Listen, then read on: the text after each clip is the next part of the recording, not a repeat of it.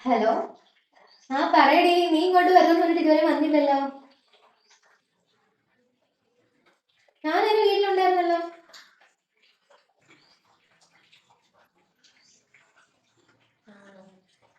എന്ത് ചെയ്യാനാണ്, എന്നെ തിരക്ക് ആര് വന്നാലും അങ്ങനെ ഞാനിവിടെ ഇല്ല, എങ്ങോട്ടോ പോയി ഇങ്ങനെയൊക്കെ പറയും. ആ ഓക്കെ, ശരി.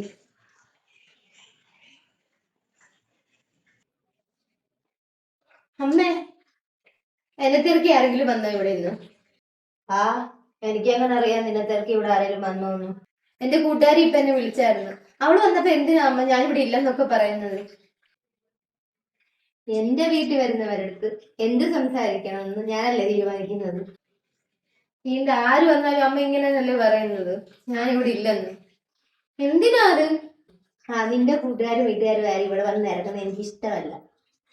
നിങ്ങളുടെ എല്ലാരും ബന്ധുക്കളും നാട്ടുകാരും കൂട്ടുകാരും എല്ലാരും ഇവിടെ വന്നിട്ട് പോകുന്നില്ലേ? ഞാൻ എന്തെങ്കിലും പറയുന്നുണ്ടോ?